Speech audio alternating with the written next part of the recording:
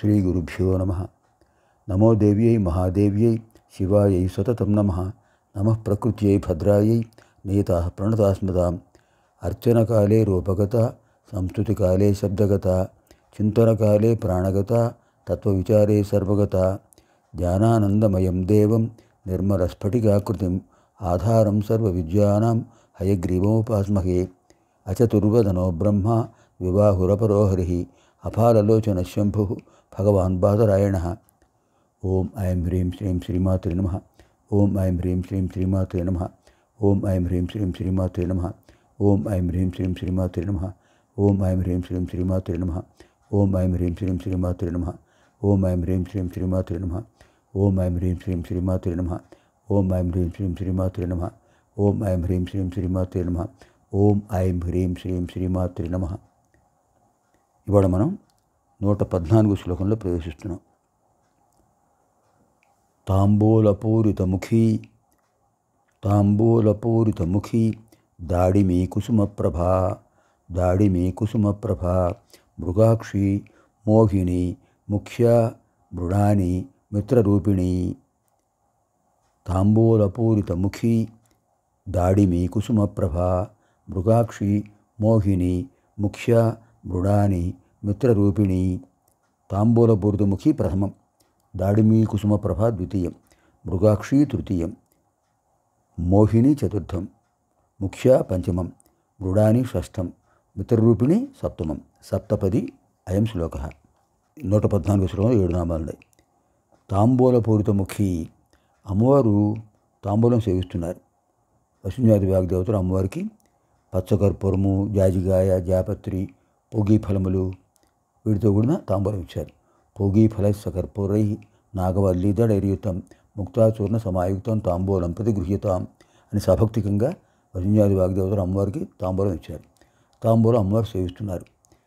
ఆ తాంబూలం సేవించడం వల్ల అమ్మవారి ముఖం అత్యంత ప్రకాశవంతమైంది. మనం తాంబూలం స్వీకరించామనుకోండి, నోరు ఎర్రగా పడుతుంది కదా. కారణం అందులో ఉన్న ద్రవ్యాలు అటువంటివి, సుగంధ ద్రవ్యాలు, ఔషధాలు కూడా. తాంబూలం జీర్ణశక్తిని పెంచుతుంది, రక్త ప్రసరణ వ్యవస్థను పెంచుతుంది, ఆరోగ్యం బాగుంటుంది.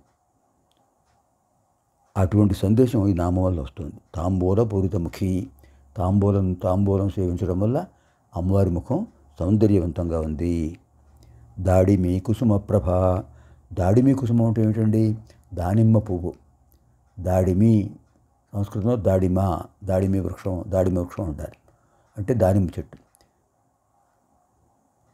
దానిమ్మ పూలు చూడండి ఎంత బాగుంటాయో, ఎర్రగా, కాడలు కొంచెం పెద్దవిగా ఉంటాయి. అమ్మవారు అరుణాం కరుణాతరంగితాక్షి. అలాంటి అరుణవర్ణంతో ప్రకాశిస్తుంటాయి దాడిమి పుష్పాలు. అంటే దాడిమి కుసుమప్రభ, దాడిమి పుష్పములతో సమానమైన కాంతి కలిగిన వారు, తేజస్సు కలిగిన వారు, దేహవర్ణం కలిగిన వారు దాడిమి కుసుమప్రభ.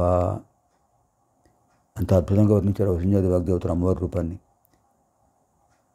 మృగాక్షి, మృగం అంటే ఏమిటండి? జింక. అక్షి అంటే నేత్రములు. జింక కళ్ళు చూడండి ఎంత బాగుంటాయి, వెడల్పుగా ఉంటాయి, అటు ఇటు కదులుతూ ఉంటాయి. సౌందర్య లహరి కదా అమ్మవారు. అంతేత జింక యొక్క నేత్రములు ఏ విధంగా వెడల్పుగా, విశాలంగా, అటు ఇటు కదులుతూ ఉంటుంటాయో అలా అమ్మవారు తన భక్తులను అనుగ్రహిస్తూ ఆ మణిద్వీపంలో భక్తుల మధ్య తిరుగుతుంటారట. భక్తులందరూ అమ్మవారి దృష్టి తమ వైపు పడితే చాలు అని సంతోషిస్తుంటారట. అమ్మవారు ఎవరిని ఎప్పుడు చూస్తారో తెలియదు, వాళ్ళు ధన్యులవుతారు. అంతేత అమ్మవారి చూపులు ఎలా ఉన్నాయి? మృగాక్షి, జింక యొక్క నేత్రముల వలె అటు ఇటు విశాలంగా కదులుతూ అనుగ్రహిస్తూ ఉన్నాయి. మోహిని, సర్వం మోహయతీతి మోహిని, అన్నిటినీ భ్రమింపజేస్తారు. ఉన్నది లేనట్టుగా, లేనిది ఉన్నట్టుగా అంతా మాయావరణ కల్పించేస్తారు అమ్మవారు. అలాంటి మోహభ్రాంతిని కలగజేస్తారు, మోహభ్రాంతి తొలగించేస్తారు కూడా. అమ్మవారి అనుగ్రహం అంటే మోహం తొలగిపోతుంది. మోహం అంటే అజ్ఞానం. ఆ మోహాన్ని కల్పిస్తారు. యోగమాయ అమ్మవారే. అంటే మాయను కల్పిస్తారు, మాయను తొలగించేస్తారు. ఏమిటి మాయ? యా మా సా మాయ. యా ఏదైతే మా లేదో సా అది మాయా, అదే అమ్మవారి స్వరూపం. అంతే ఇక్కడ మోహిని క్షీరసాగర మథనంలో అమృతాన్ని పంచేటప్పుడు దేవతలు అమృతం తీసేసుకుంటారనే ఉద్దేశంతో రాక్షసులు ఆ అమృతభాండం కాస్త లాక్కుని పారిపోతుంటే అందరూ శ్రీ మహావిష్ణువు ప్రార్థించారు. అప్పుడు శ్రీ మహావిష్ణువు మోహిని రూపంలో వచ్చారు. తన అద్భుతమైన దివ్యమైన రూపంతో రాక్షసులను భ్రమింపజేశారు. ఆ భ్రమలో మాయలో పడిపోయి ఆ అద్భుతమైన సౌందర్యం కనిపించేటప్పటికి ఆ మృతభాండం వాళ్ళంతా వాళ్ళే ఇచ్చేసి నువ్వు మాకు పంచు, చాలా సంతోషంగా స్వీకరిస్తాం అని చెప్పారట. అది మోహిని రూపం. ముఖ్య అంటే ప్రథమ స్థానంలో ఉన్నారు. అగ్రగణ్య చెప్పారు ఇంతకుముందు. ముఖ్య ఎవరంటే ముఖ్యులు? ఇంగ్లీష్లో విఐపీస్ అంటారు, వెరీ ఇంపార్టెంట్ పర్సన్. వీళ్ళందరికంటే ముఖ్యమైన వ్యక్తిత్వం అమ్మవారిది. అంచేత అందరికంటే విశేషమైన ఉన్నత స్థానంలో ఉత్తమ స్థానంలో ఉన్నారు కనుక అమ్మవారు ముఖ్య. మృడాని, మృడ నామ పరమేశ్వర లైకర తస్య పత్ని మృడాని, శివస్య పత్ని శివాని, శంభో పత్ని శాంభవి, రుద్రస్య పత్ని రుద్రాణి. అలా మృడస్య పత్ని మృడాని. సర్వమును తన వశంలో చేసుకునే శక్తి మృడుడు ఉంది. మృడుడు అంటే శివుడు. అమ్మవారు కూడా సర్వాన్ని వశం చేసుకుంటారు కనుక మృడాని. ఇంకా మిత్రరూపిణి. అమ్మవారు మైత్రీభావాన్ని కలుగజేస్తారు. అందరిలో సామరస్యం కలుగజేస్తారు. సమరసత ఉండాలి, ద్వేషం ఉండకూడదు. అందరూ ఒకరినొకరు అనురాగంతో ఉండాలి. సర్వేత్ర